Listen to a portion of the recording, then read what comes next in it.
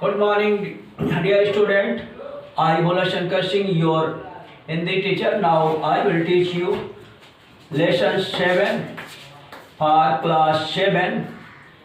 Chapter will be गाय की चोरी. So now we shall study question and answer which is going on from yesterday. तो सुप्रभातम, मैं भोला शंकर सिंह आपका हिंदी अध्यापक. आज मैं हिंदी कावेरी पाठ्य पुस्तक के कक्षा 7 के लिए गाय की चोरी नामक पाठ के प्रश्न उत्तरों का अभ्यास मैं कराऊंगा. आप लोग ध्यानपूर्वक सुनिए. आप पाठ को पढ़ चुके हैं, इसलिए पाठ का उत्तर आप आसानी से दे सकते हैं और हम आपके सहयोग से इन उत्तरों को बताएंगे. तो आप इन प्रश्नों को पहले ध्यानपूर्वक सुनिए, फिर उत्तर देने का प्रयत्न कीजिए. मनुशरित साहब ने किससे क्या कहा? मनुशरित साहब ने किससे क्या कहा? पहला प्रश्न है, मनुशरित साहब ने किससे क्या कहा? ये पहला प्रश्न है. मनुशरित साहब ने किससे क्या कहा? यहाँ प्यारेलाल के बारे में बात हो रही है. तो मनुशरित साहब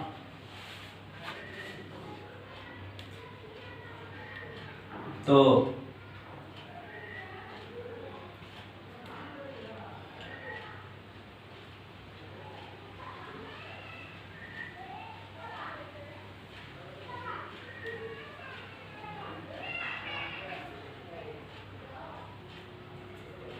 मनुशरित साहब ने किससे क्या कहा?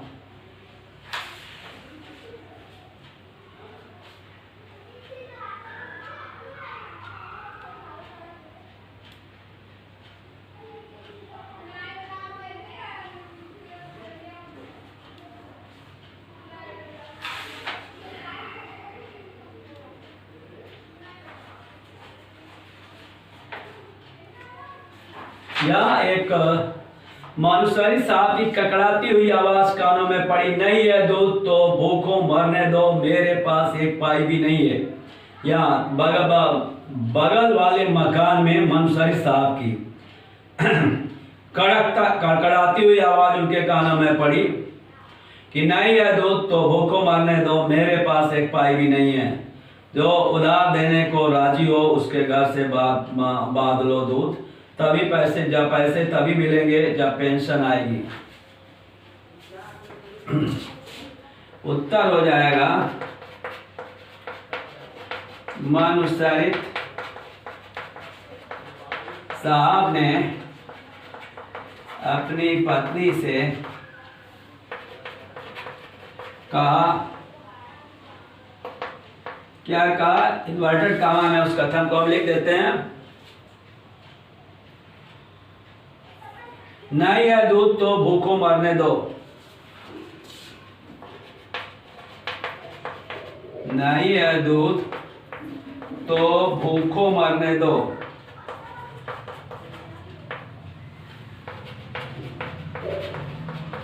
नहीं है दूध तो भूखों मरने दो.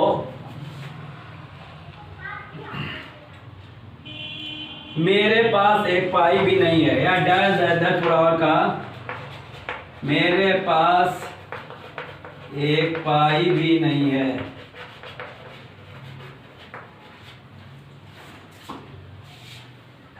जो उधार देने को राजी हो उसके घर से बांध लो दूध. जो उधार देने को राजी हो उसके घर से बांध लो दूध.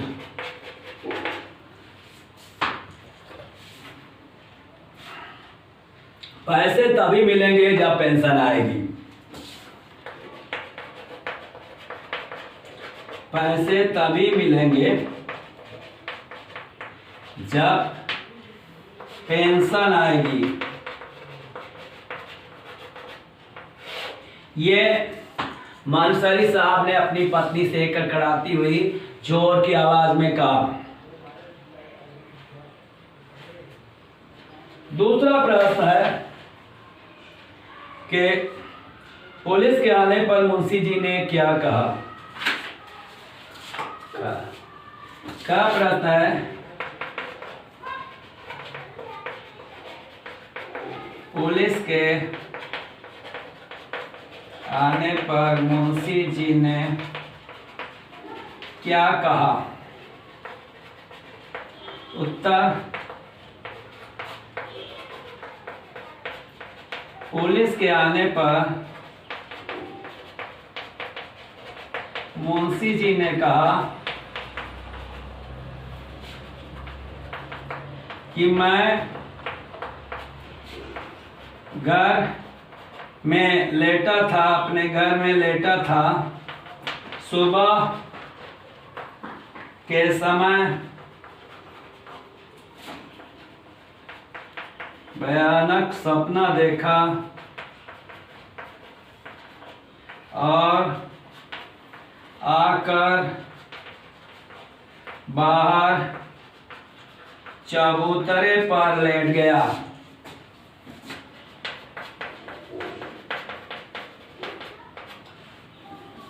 इसके बाद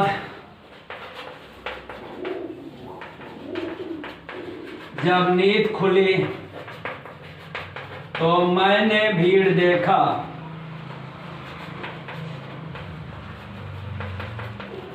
और मैं वहां पहुंच गया।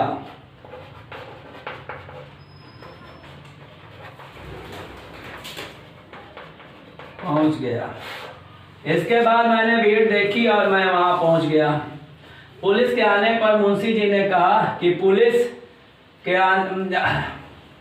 कहा कि मैं घर में अपने बरामदे में लेटा हुआ था। सुबह के समय मैंने कोई विचित्र भयानक सपना देखा और उठ करके बाहर चबूतरे पर आया और लेट गया। जब मेरी नींद खुली तो मैंने देखा कि बाहर यहाँ पर बगल में भीड़ जुटी है और मैं वहां पहुंच गया। शेष मैंने कुछ चीजें नहीं देखी। मुंशी जी किसी घटना की जानकारी को विस्तार कैसे देते थे।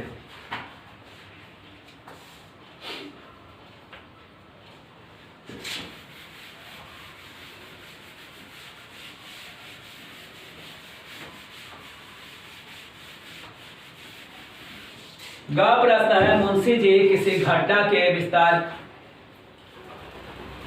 कैसे देते थे।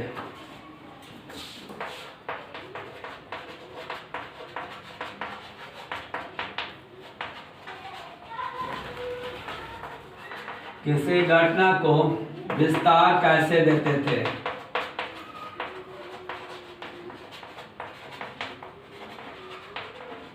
उत्तर हो जाएगा, मुंशी जी किसी घटना को सुनते थे, देखते थे, उसकी तहकीकात करते थे, अंत में कुछ अपनी तरफ से बढ़ाकर शब्दों का प्रयोग करके उस घटना को विस्तार दे देते थे।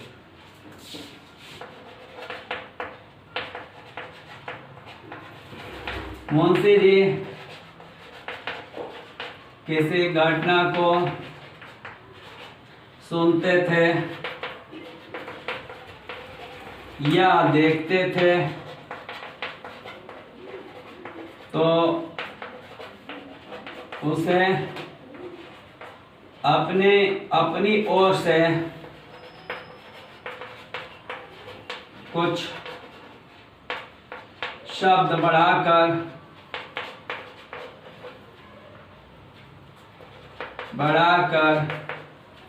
घटना को विस्तार दे देते थे।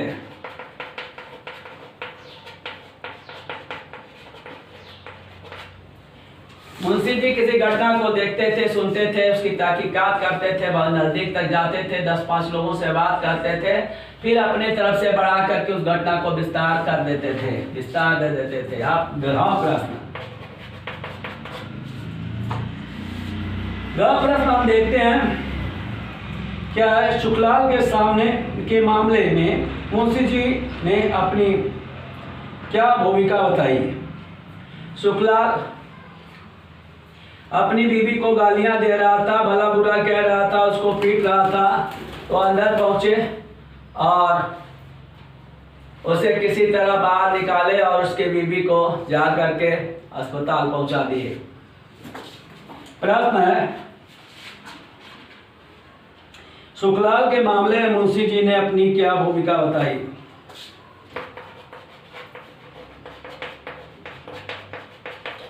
सुखलाल के मामले में मुंशी जी ने अपनी क्या भूमिका बताई। उत्तर हो जाएगा मुंशी जी सुखलाल के घर के बगल से जा रहे थे,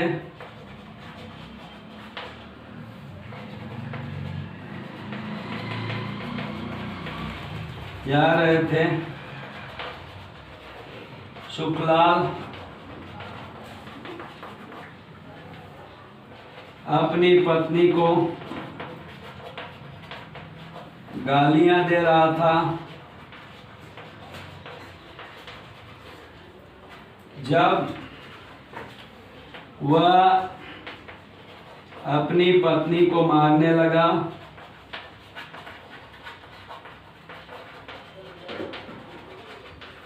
तो मुंशी जी से ना रहा गया,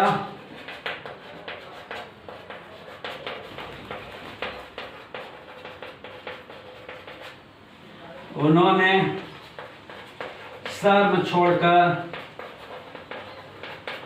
घर में प्रवेश किया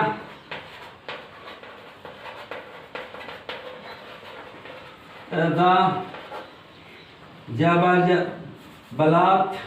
जबरदस्ती सुखलाल को घर से बाहर निकाला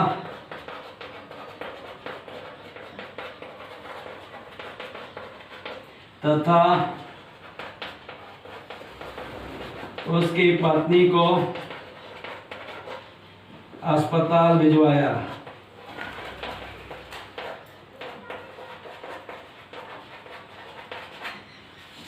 तो यहाँ पे है, मुंशी जी सुखलाल को के घर के बगल से गुजर रहे थे तो सुखलाल अपनी पत्नी को जोर जोर से गालियां दे रहा था।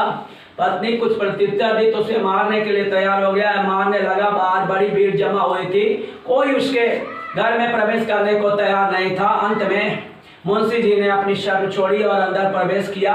वो हट्टे कट्टे तो थे ही और उन्होंने मुंशी को सुखलाल को पकड़ करके बाहर किया और उसकी पत्नी को अस्पताल भिजवाया। ये भूमिका रही मुंशी जी की सुखलाल के मामले में।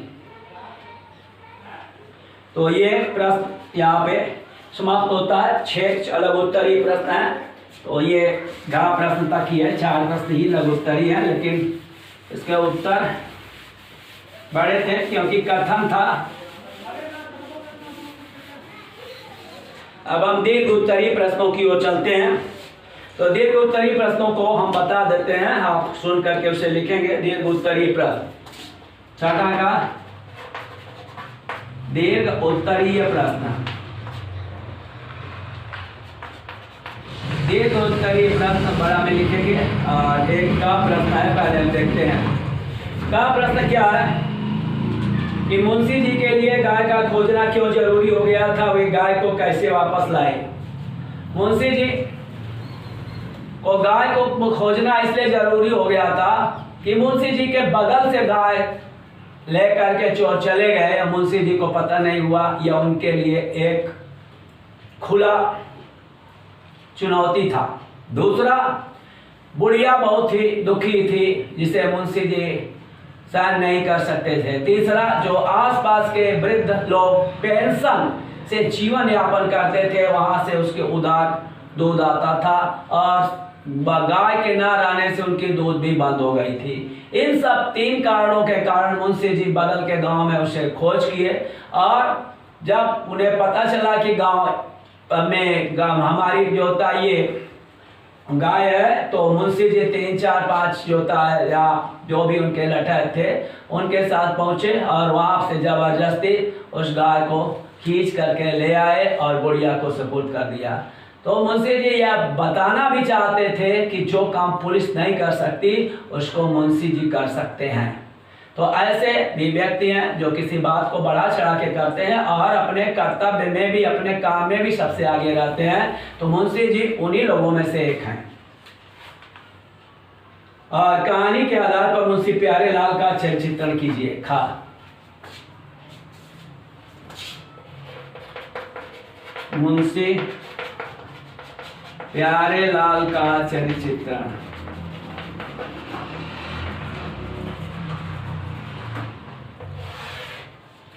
सबसे पहले मुंशी प्यारेलाल कौन थे, इनकी हम एक भूमिका प्रस्तावना में रखेंगे। मुंशी प्यारेलाल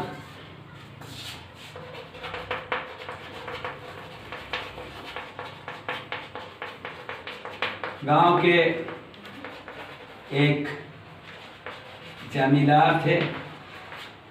वे किसी भी घटना का पता लगाने का प्रयत्न करते थे।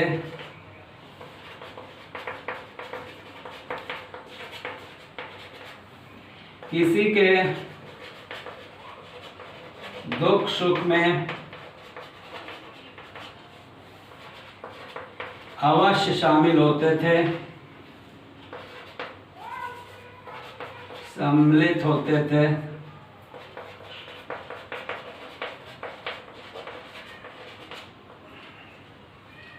हम इनके चरित्र में निम्नलिखित विशेषताएं पाते हैं।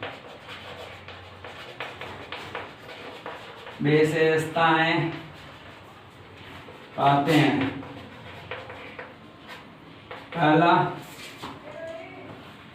सामाजिक आदमी, सामाजिक व्यक्ति,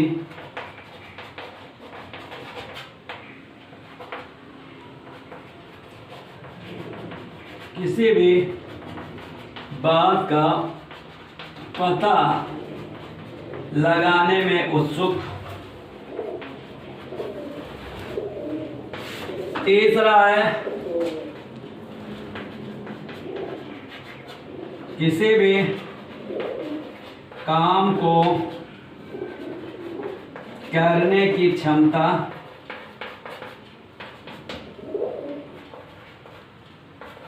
किसी बात को बड़ा बनाना, किसी भी व्यक्ति को मुसीबत में पड़ने पर सहायता करना। अतः हम कह सकते हैं कि मुंशी जी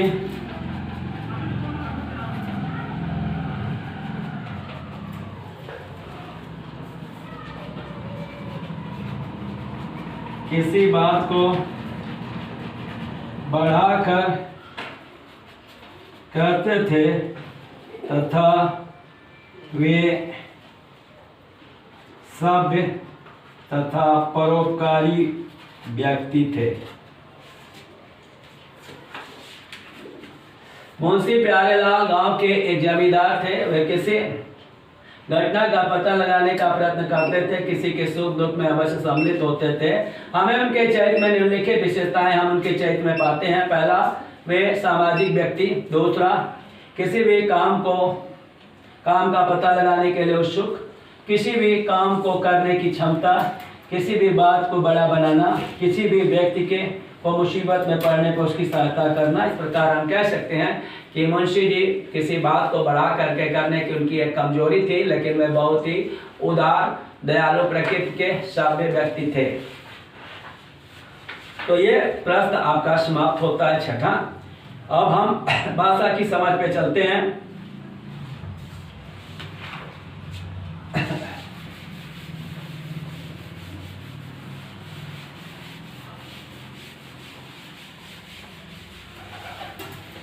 भाषा की समझ।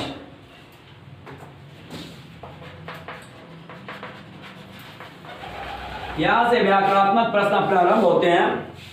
तो उर्दू शब्दों में से किन्हीं हिंदी पर्याय वाक्य में से चुनकर लिखना है। तबीयत, तबीयत समाचार, हार विचार, संभवतः स्वास्थ्य। तो स्वास्थ्य हो जाएगा तबीयत का, स्वास्थ्य का।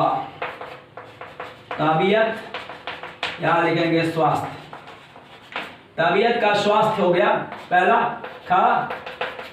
का हम देखते हैं खामोश का, चुप रहना, खामोश, खामोश चुप। और राय का होता है विचार, ग है राय, और यह हो जाएगा इसका विचार पर्याय। और ग है जरूर अवश्य,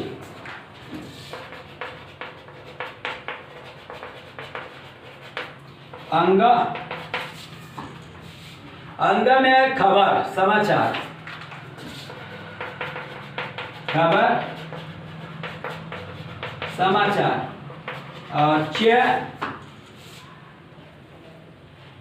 शिकस्त हार, शिकस्त हार, इसका पर्याय हो जाएगा शिकस्त का हार।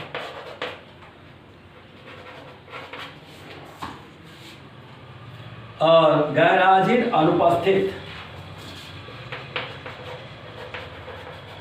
गैरहाजिर अनुपस्थित। अच्छा शायद, शायद यहां पे संभवतः,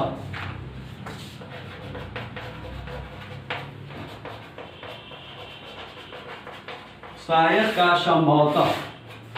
तबीयत का स्वास्थ्य, खामोश का चुप, और राय का विचार, जरूर का अवश्य, खबर का समाचार, शिकस्त का हार, गैरहाजिरी का अनुपस्थित, गैरहाजिर का अनुपस्थित, और शायद का संभवतः। ये हो जाएंगे आपके विलोम। रंगीन शब्दों में विलोम शब्द लिखकर खाली स्थान भरिए। मेरी तबीयत ठीक है लेकिन तुम्हारी कुछ लग रही है खराब, तो दूसरे के काम में भरेंगे खराब, ठीक का खराब। यहां दिन गर्म है और रातें ठंडी, ठंडी ख में ठंडी, दूसरा के। और तुम पर विश्वास के कारण ही आया हूं, यदि विश्वास अविश्वास होता, अविश्वास, अविश्वास, ग में अविश्वास, घ तुम्हारी योग्यता कर्मों पर ही अयोग्यता, यहां योग्यता के अयोग्यता, तुम्हारी योग्यता और अयोग्यता कर्मों पर ही निर्भर करती है। तुम्हारी सफलता या तुम्हारे परिश्रम पर निर्भर करती है असफलता।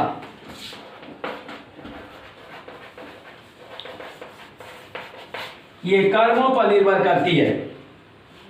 नीचे दिए गए शब्दों में से कौन सा उचित पर्यायवाची शब्द नहीं है, उस पर क्रॉस का चिन्ह लगाना है। दायित्व, सजग, कर्तव्य, फर्ज, जिम्मेदारी, तो सजग नहीं है।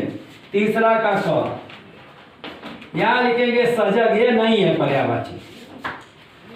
और अंधकार, उजाला, तम, तिमिर, अंधेरा, तो इसका भी यही हो जाएगा उजाला, ख का उजाला, अंधकार का उजाला।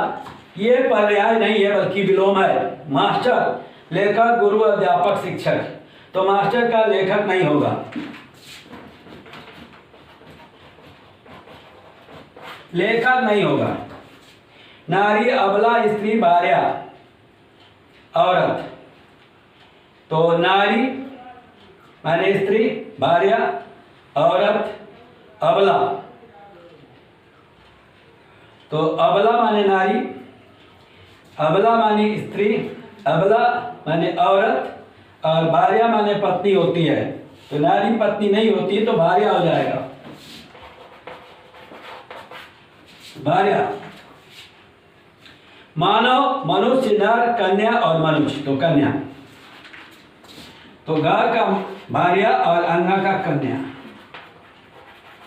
ये आपके 3 प्रश्नों के उत्तर है। नीचे दी गई पंक्तियों में से कुछ शब्द रेखांकित है, रेखांकित शब्द उत्तर हैं, और उन शब्दों को ध्यान में रखते हुए प्रश्न का निर्माण कीजिए। जैसे बच्चे खाने की चीजों पर धक्का करते टूट पड़ते हैं। तो बच्चे खाने की चीजों पर कैसे टूट पड़ते हैं, इस तरह हमको प्रश्न बनाना है। तो मुंशी जी पुलिस का नाम सुना तो थोड़ी आंखें मिचमिचाई। मुंशी जी ने आंखें क्यों मिचमिचाई? खा हो जाएगा। एक रात ऐसा हुआ कि गाय चोरी हो गई। एक रात छप्पर वाली बूढ़ी की गाय चोरी हो गई। एक रात किसकी गाय चोरी हो गई, यह प्रश्न बनेगा। गा, उससे अगले सुबह मुंशी प्यारेलाल के साथ 3 आदमी और चले आ रहे थे। तो किसके साथ 3 आदमी और चले आ रहे थे? तो 3 आदमी को अंडरलाइन किया गया है, तो आएगा किसके साथ 3 आदमी और चले आ रहे थे। मुंशी प्यारेलाल का बदन कांपने लगा और आंखें फैल गई। तो मुंशी प्यारेलाल की क्या हालत हो गई, ये प्रश्न हो जाएगा। मुंशी प्यारेलाल यह कभी सहन नहीं कर पाते थे कि शहर में कोई वारदात हो जाए, उसे पता न चले। मुंशी प्यारेलाल क्या सहन नहीं कर पाते थे, ये रहा इसका प्रश्न। सर्वनाम और सर्वनामी विशेषण में अंतर, ये 5वां प्रश्न है। और इसमें दिया गया वे शब्द जो संज्ञा के स्थान पे आते हैं उन्हें सर्वनाम कहते हैं, जबकि जो शब्द संज्ञा से पहले लग करके विशेषण का कार्य करता है उसे सार्वनामिक विशेषण कहते हैं। जो संज्ञा के पहले के स्थान पे प्रयुक्त होते हैं उन्हें तो हम विशेषण सर्वनाम कहते हैं, संज्ञा के स्थान पे प्रयुक्त शब्दों को हम सर्वनाम कहते हैं। लेकिन जो शब्द संज्ञा के पहले लगकर संज्ञा की विशेषता बताते हैं उन्हें हम सर्वनामिक विशेषण कहते हैं। कौन खा रहा है, सर्वनाम है, और यह खट्टा है, तो यह खट्टा है, खट्टा को जो होता है सर्वनामिक विशेषण है। तो यहाँ पर लिख दीजिए दिए गए रंगीन शब्दों का पहचान सर्वनामिक विशेषण के रूप में कीजिए। वह बाजार कितना सुंदर है, तो वह बाजार कितना सुंदर है, यह वह क्या है, सर्वनाम। वह बाजार जाता है, तो बाजार जाना वह भी सर्वनाम है। घर में कोई आया है, घर में कोई आया है, हमारे घर कोई आया है, तो यह भी सर्वनाम ही है। कोई आदमी हमारे घर आया है, यह जो होता है कि सर्वनामिक विशेषण हो जाएगा। यह पुस्तक मेरी है, यह सर्वनामिक विशेषण है। यह घर मेरा है, यह सर्वनामिक विशेषण है। तो ये पाठ अब यहीं पे समाप्त होता है, शेष अगले दिन।